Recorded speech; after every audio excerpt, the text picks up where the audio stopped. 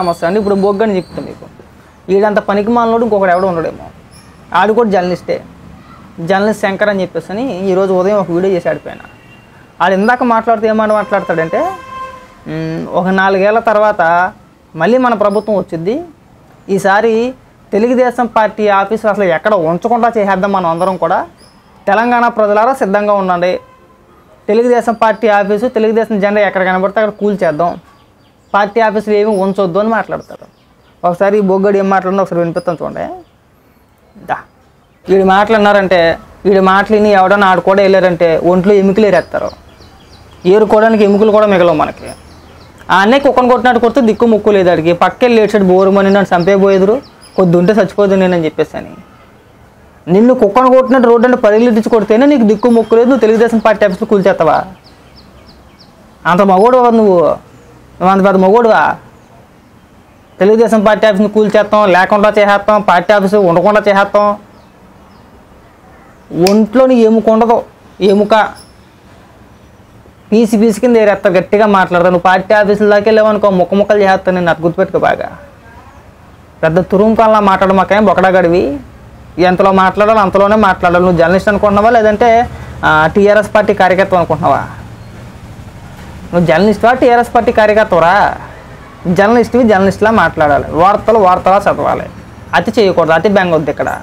నీకన్నా అతి ఎక్కువ మేము మాట్లాడుతాం. గట్టిగా మాట్లాడితే 4 ఏళ్ళ దాకా అవసరం లేదు. నీ ఒంట్లో ఎముకలు ఏరేయాలంటే 4 ఏళ్ళ దాకా అవసరం లేదు. ఇప్పుడు ఏరేయచ్చు కాలుతాను. ఈ వీడియో మా పొగాకు జయరామానికి పంపించాను అనుకో, 2 గంటలు ఒంట్లో ఎముకలు ఏరించేస్తాడు. అన్న ఇలా అంటున్నాడని చెప్పి పంపించాను అనుకో, ఖచ్చితంగా ఒంట్లో ఎముక ఉండదు, మొత్తం అంతా తీసి బోన్లెస్ చేసి పంపించేస్తాడు ఇంటికి. అత్తవారాలు చేయమాకంట్రా. నువ్వు కాదు, నీ అయ్య కాదు, మీ అయ్యని పుట్టించినోడు రావాలా. తెలంగాణలో తెలుగుదేశం పార్టీ ఆఫీస్ మీద చెయ్యాలంటే నిన్ను నీ అయ్యని పుట్టించినోడు రావాలా. వచ్చినా కానీ ఏక ముక్క తెగదు, అక్కడ ఇంటికి ముక్క తెగదు. బాగా గుర్తుపెట్టుకో. మేము ఎలాగే మాట్లాడతాము, ఆఫీసులు తగలబెట్టేస్తాము, ఆఫీసులు కూల్చేస్తాను మాట్లాడితే నీ ఒంట్లో ఎముకలు ఎరిచేస్తాం. జర్నలిస్ట్ లాగా మనకు వచ్చిన వార్తలు మనకు వచ్చినట్టే చదవాలి. ఎక్స్ట్రా మాటలు మాట్లాడకూడదు, ఎప్పుడు కూడా మాట్లాడకూడదు. మనం ఒక జర్నలిస్ట్గా ఉన్నాం కదా, బాధ్యతగా మాట్లాడాలి. తెలంగాణ వాదులారా మీరు నా వెనకాతలు వచ్చేయండి, మనం వెళ్ళిపోదాం అంటే నీతో పాటు వచ్చినట్టు కూడా పగిలిపోతాయి. నువ్వు దెబ్బలు తినేయడమే కాకుండా, నువ్వు తన్నులు తినేయడం కాకుండా నీ వెనకాతలు వచ్చిన వాళ్ళని కూడా శుభ్రంగా కొట్టించి పంపించేస్తాను వెనక్కి. మేము చూడలేదండి గతంలోని. నిన్ను మహిళలో కుక్కను కొట్టినట్టు కొట్టుకుంటూ ఈడ్చుకెళ్ళదు రోడ్డు మీద. పారిపోయాం మనం, బాబు నేను చంపేస్తున్నారు బాబు అని చెప్పి పారిపోయాం లేదా? ఏదన్నట్టు నీకు ఒకటి దిక్కు ఉండదు, నీకు ఒకటి దిక్కు మొక్కు ఉండదు. నిన్ను కొడితేనే నువ్వు కాపాడుకోలేవు. ఇదంటే తెలుగుదేశం పార్టీ ఆఫీస్ని కూల్చేస్తాడంట. ఈ అతవ్వారంలో ఈ అత మాటలు మాట్లాడితేనే ఇగో ఇలాంటి మాటలు మాట్లాడుతుంది. నువ్వు ప్రభుత్వాలు చేస్తే ప్రభుత్వాల గురించి మాట్లాడు. ప్రభుత్వం ఏదైనా తప్పుడు నిర్ణయాలు తీసుకుంటే ఆ నిర్ణయాల గురించి, ఆ నిర్ణయాన్ని ఉద్దేశించి మీరు అది తీసుకుంటే ప్రజలకు మేలు జరుగుద్దా కీడు జరుగుద్దా అని నువ్వు చెప్పే ప్రయత్నం చెయ్యి. ఒకవేళ ప్రభుత్వం చేసే పరిపాలన నీకు నచ్చకపోతే విమర్శించు, తప్పులేదు. పెద్ద తోపుగాడువా, అంత పెద్ద మొగోడు, అంత పెద్ద పీగుడుగాడువా నువ్వు పార్టీ ఆఫీసులో కొలగొట్టేస్తానికి వెళ్ళి చెక్కుతారు. నువ్వేం చూసుకొని రెచ్చిపోతున్నావు, చెక్కుపడి తప్పుతారు మొత్తం నీట్గా. ఆ అత్యవహారాలు తగ్గించుకుంటే బ్రహ్మాండంగా ఉంటుంది అబ్బాయి. నీకు మళ్ళీ చెప్తున్నా, మేము పార్టీ ఆఫీసులో కొలగొట్టేస్తాం, అన్ని కొట్టేస్తాం, ఈయన కొట్టేస్తాను ముందే చెప్తున్నాం కదా. కుక్కను బాధినట్టు బాధేస్తారు. నీకు అంత సినిమా లేదు, నీకు అంత ఇది లేదు. నువ్వు అనుకుంటున్నావు కేసీఆర్ వస్తాడు, కేటీఆర్ వస్తాడని చెప్పి వాళ్ళకే దిక్కు ముక్కు లేదు. జనరల్గా ప్రాంతాల మధ్యన చిచ్చు పెట్టే వాళ్ళని చూస్తుంటే ఒళ్ళు మండిపోతూ ఉంటుంది. ముఖ్యంగా నీలాంటి కుక్కలను చూస్తూ ఉంటే. తెలంగాణ కానీ ఆంధ్ర కానీ 2 రాష్ట్ర ప్రజలు కూడా అన్నదమ్ములా కలిసి ఉంటారు. వాళ్ళకి కూడా 2 రాష్ట్రాలుగా విడిపోయినా ఆ భేదాలు ఎక్కడా ఉండవు.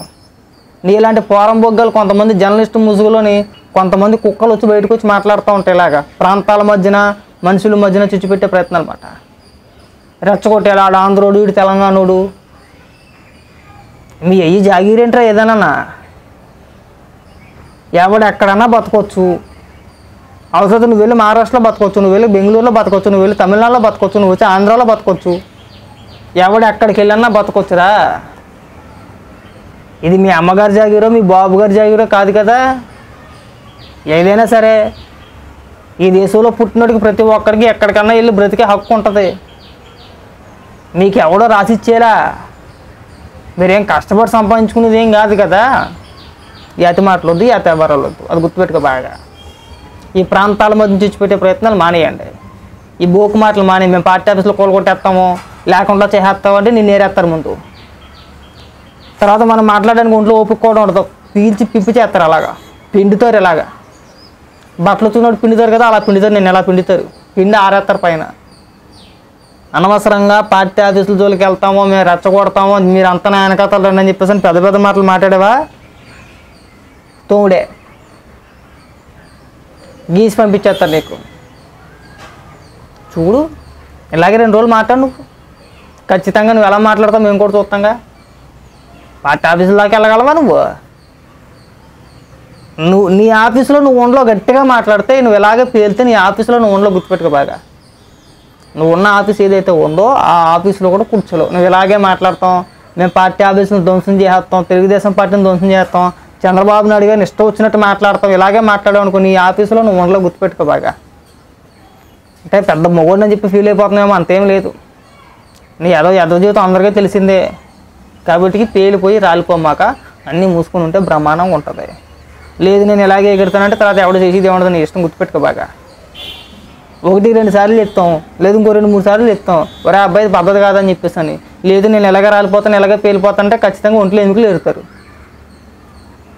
నీకు మళ్ళీ చెప్పరు అబ్బాయి. నువ్వు జర్నలిస్ట్గా నీ బాధ్యత నువ్వు నిర్వహించి ఎవడే కాదనట్లా విమర్శ చెయ్యి. రాజకీయ విమర్శలు ఎన్నన్నా చేయొచ్చు నువ్వు. అవసరం చంద్రబాబు నాయుడు గారిని కూడా విమర్శించు. ఆయన ఏదైనా తప్పు నిర్ణయాలు తీసుకున్నారనుకో, వాటి గురించి కూడా మాట్లాడి తప్పలేదు. పార్టీ ఆఫీసుని కూల్ చేస్తాం, మీరంతా నా వెనకాతలండి, లేకుండా చేసేస్తాం అంటే చెప్పులు దిగిపోతాయి. అది గుర్తు పెట్టుకొని మలుచుకోవాలి మనం. అతి మాటలు అతి పేలాపన పేలితే ఇలాగే ఉంటుంది. ఇంకెప్పుడు కూడా ఇలాంటి అతి వ్యవహారాలు అతి పేలాపన పేలమకే కొద్ది తగ్గు. మనం ఎంతలో ఉండాలో అంతలో ఉంటేనే మనకు మంచిది. హద్దులు మీరి మన పరిధి మనం దాటేసి మాట్లాడేమనుకో, తర్వాత మనల్ని ఎవ్వడే కాపాడలేదు. కొంతవరకే మాట్లాడాలి, అది దాటి మాట్లాడకూడదు మనం. మేము మాట్లాడాలని నేను ఉద్దేశించి ఎన్ని మాటలు కలితే అన్ని మాటలు మాట్లాడవచ్చు. అప్పుడు మీకు మాకు తేడా ఉండదు. మేము కూడా అనేసి నీ ఆఫీస్ లేకుండా చేస్తాం, నేను లేకుండా చేస్తాం, ఎముకలు ఏరేస్తామని చెప్పేసి అని. అది పద్ధతి కాదు అబ్బాయి. కాబట్టి ఏంటంటే అన్నీ మూసుకొని ఉంటే మంచిది. పేలిపోతే రాలిపోతావు. నువ్వు ఎంత పేలిపోతే అంత రాలిపోతావు, బాగా గుర్తుపెట్టుకో.